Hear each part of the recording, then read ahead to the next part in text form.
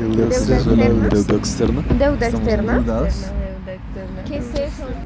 Todos hemos escuchado este término, pero ¿alguien sabe qué significa? ¿Y eso en qué nos afecta? Hoy se los vamos a mostrar. Bueno, primero tenemos que tener en cuenta algunos conceptos. ¿Qué se entiende por deuda?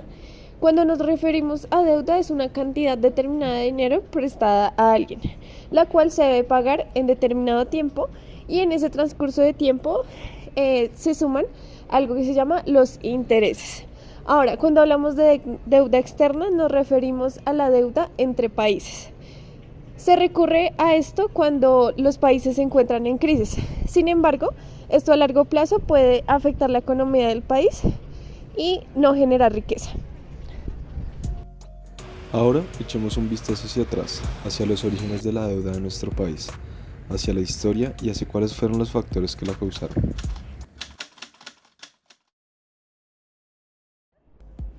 La deuda de Colombia se remonta a inicios del siglo XIX, donde para sostener a los ejércitos nacionalistas para defendernos de los españoles, se adquirió una deuda en primer lugar con el gobierno inglés.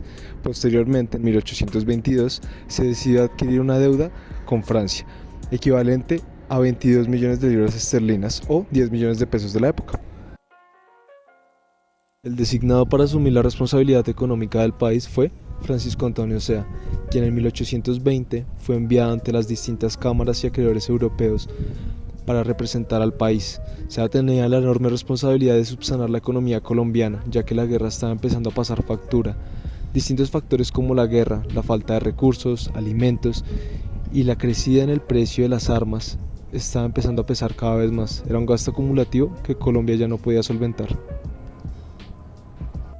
Para comprar esta deuda, la estrategia que asumió el país fue básicamente comprar deuda antigua. Se llegó a un acuerdo con los gobiernos de Francia e Inglaterra, limitando los intereses a un 25%. Se compraba deuda nueva para pagar la deuda antigua.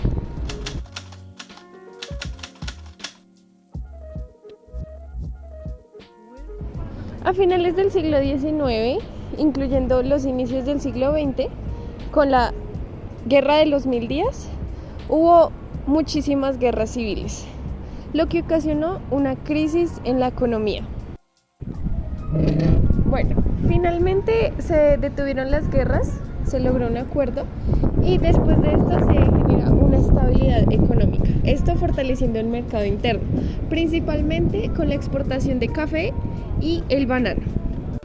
Producto de la Gran Depresión alrededor del año 1929, los países que compraban productos a Colombia empiezan a perder su poder adquisitivo y los productos que exporta Colombia empiezan a perder su valor, por lo que este país empieza a desarrollar un proceso de industrialización en torno a los hidrocarburos y los minerales, materias primas fundamentales en el desarrollo de la economía del país a partir de ahora.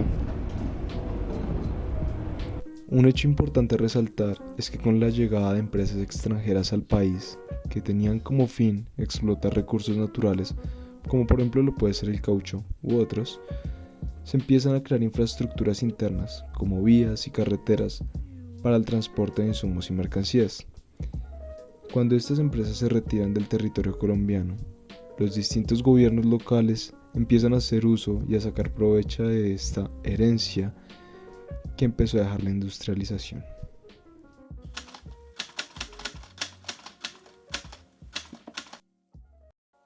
La deuda externa en Colombia ha crecido de manera significativa en los últimos años. En términos generales, ha aumentado como resultado de la necesidad de financiar el déficit fiscal del país y los gastos derivados de la pandemia, que siguen pesando incluso hoy en 2024. A pesar de que el nivel de deuda sigue siendo manejable, según los organismos internacionales, el gobierno colombiano debe continuar implementando políticas fiscales responsables y promover el crecimiento económico para evitar que la deuda se vuelva insostenible a largo plazo. Pero bueno, al final, ¿eso en qué nos afecta a nosotros hoy en día? ¿En qué me afecta a mí? Lo que sucede es que los países pagan su deuda antigua con deuda nueva. Básicamente lo que hacen es asumir políticas de austeridad, aumentando los impuestos y reduciendo los proyectos de interés social, como vivienda, alimentación o educación.